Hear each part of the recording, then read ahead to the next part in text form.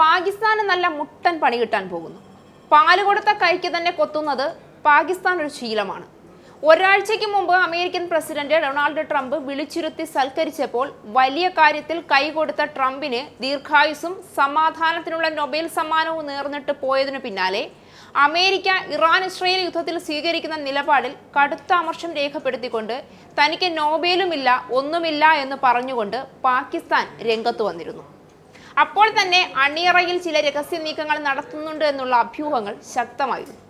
അതിനു പിന്നാലെ US-ലെത്താൻ കഴിയുന്ന ഒരു ആണവ മുനയുള്ള ഭൂഖണ്ഡാന്തര ബാലിസ്റ്റിക് മിസൈൽ പാകിസ്ഥാൻ രഹസ്യമായി വികസിപ്പിച്ചുകൊണ്ടിരിക്കുകയാണെന്നുള്ള വിവരങ്ങളാണ് ഇപ്പോൾ പുറത്തുവരുന്നത്. നിലവിൽ ഒരു ശക്തിയെയും ഭയക്കേണ്ടതില്ലാത്ത അത്രയും ശക്തിയുള്ള അമേരിക്ക പോലൊരു രാജ്യത്തിന് മേൽ തൂങ്ങിയാടുന്ന വാളാകാനുള്ള പാകിസ്ഥാന്റെ നടപടി അമേരിക്കയ്ക്ക് കടുത്ത അതൃപ്തി ഉണ്ടാക്കുമെന്ന് മാത്രമല്ല, ചെറിയ തോതിലുള്ള ഭയപ്പാടും സൃഷ്ടിക്കും.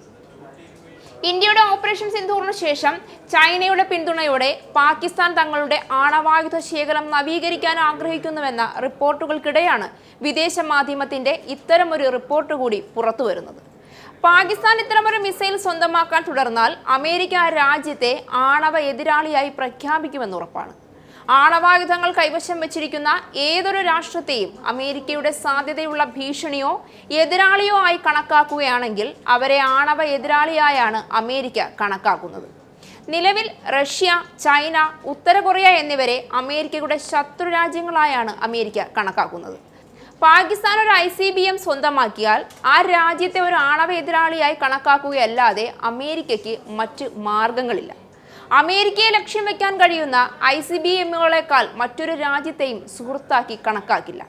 US ഉദ്യോഗസ്ഥരുടെ നിലപാട് എന്നാണ് പുറത്തുവരുന്ന വിവരം. ഇന്ത്യയെ തടയുന്നതിന് വേണ്ടിയാണ് തങ്ങളുടെ ആണവ പദ്ധതി കർശനമായി ശ്രദ്ധ കേന്ദ്രീകരിച്ചിരിക്കുന്നതെന്ന് പാകിസ്ഥാൻ എപ്പോഴും അവകാശപ്പെടാറുണ്ട്. ഹ്രസ്വ ഇടത്തരം മിസൈലുകൾ വികസിപ്പിക്കുന്നതിലാണ് അവരുടെ നയം ശ്രദ്ധ കേന്ദ്രീകരിച്ചിരിക്കുന്നത്. എന്നാൽ അതിൽ നിന്ന് വിഭിന്നമായാണ് ഇപ്പോൾ അമേരിക്കയ്ക്ക് ഉൾപ്പെടെയുള്ള മുഴുവൻ ലോകരാഷ്ട്രങ്ങൾക്കും ഭീഷണിയാകുന്നത് പോലെയുള്ള പാകിസ്ഥാന്റെ ഇത്തരമൊരു നടപടി.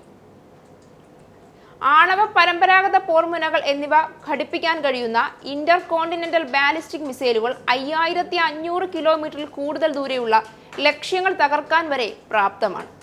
നിലവിൽ പാകിസ്ഥാന്റെ കൈവശം ICBMകൾ ഇല്ല. 2022 പാകിസ്ഥാൻ ഉപരിതലത്തിൽ നിന്ന് ഉപരിതലത്തിലേക്ക് വിക്ഷേപിക്കാവുന്ന ഇടത്തരം ബാലിസ്റ്റിക് മിസൈൽ ഷഹീൻ 3 പരീക്ഷിച്ചു. ഇതിന് 2700 കിലോമീറ്ററിലധികം ദൂരത്തിലുള്ള ലക്ഷ്യങ്ങൾ തകർക്കാൻ കഴിയും. ഇത് നിരവധി ഇന്ത്യൻ നഗരങ്ങളെ അതിന്റെ പരിധിയിൽ കൊണ്ടുവന്നു. ഒരു ഭൂഖണ്ഡാന്തര ബാലിസ്റ്റിക് മിസൈൽ വികസിപ്പിക്കുന്നതിലൂടെ ഒരു പ്രതിരോധ ആക്രമണം ഉണ്ടായാൽ തങ്ങളുടെ ആണവായുധ ശേഖരം ഇല്ലാതാക്കാൻ ശ്രമിക്കുന്നതിൽ നിന്ന് US-നെ പിന്തിരിപ്പിക്കാനും ഇരു അയൽ രാജ്യങ്ങളും വീണ്ടും ഏറ്റുമുട്ടിയാൽ ഇന്ത്യക്ക് വേണ്ടി ഇടപെടുന്നത് തടയാനും പാകിസ്ഥാൻ ശ്രമിച്ചേക്കാം. ഈ വിഷയത്തെ അമേരിക്ക ആശങ്കയോടെയാണ് കാണുന്നത്. കഴിഞ്ഞ വർഷം പാകിസ്ഥാന്റെ ദീർഘദൂര ബാലിസ്റ്റിക് മിസൈൽ പദ്ധതിയുമായി ബന്ധപ്പെട്ട് വാഷിംഗ്ടൺ പുതിയ ഉപരോധങ്ങൾ ഏർപ്പെടുത്തിയിരുന്നു. മിസൈൽ പദ്ധതിക്ക് മേൽനോട്ടം വഹിക്കുന്ന സർക്കാർ ഉടമസ്ഥതയിലുള്ള പ്രതിരോധ ഏജൻസിയായ നാഷണൽ ഡെവലപ്മെന്റ് കോംപ്ലക്സിനും മറ്റു 3 സ്ഥാപനങ്ങൾക്കും ഉപരോധം ഏർപ്പെടുത്തി. ഈ സ്ഥാപനങ്ങളുടെ എല്ലാ US സ്വത്തുക്കളും മരവിപ്പിക്കുകയും അമേരിക്കൻ സ്ഥാപനങ്ങളെ അവരുമായി ബിസിനസ് ചെയ്യുന്നതിൽ നിന്ന് വിലക്കുകയും ചെയ്തു.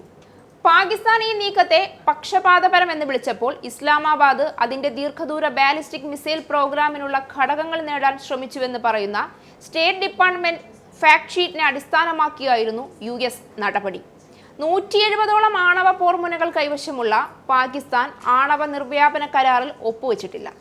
ആണവായുധങ്ങളുടെ വ്യാപനം തടയുന്നതിനും ആണവോർജത്തിന്റെ സമാധാനപരമായ ഉപയോഗങ്ങൾ പ്രോത്സാഹിപ്പിക്കുന്നതിനും ലക്ഷ്യമിട്ടുള്ളതാണ് ഈ ഉടമ്പടി. അതുകൊണ്ട് തന്നെ ഇത്തരത്തിൽ വലിയ മിസൈൽ ശേഷി പാകിസ്ഥാൻ കൈവരിച്ചാൽ പാകിസ്ഥാനെ ആക്രമണങ്ങളിൽ നിന്ന് തടയുക എളുപ്പമാകില്ല. അത് മുഴുവൻ രാജ്യങ്ങൾക്കും ഭീഷണിയാണെന്ന് ഉറപ്പാകുമ്പോഴും ഇന്ത്യ നേരിടാൻ പോകുന്ന ഭയാനകമായ വെല്ലുവിളി അതിനു പിന്നിൽ ഏറ്റവും ശക്തമായി ഉണ്ടെന്ന കാര്യം എടുത്തു പറയേണ്ടതാണ്.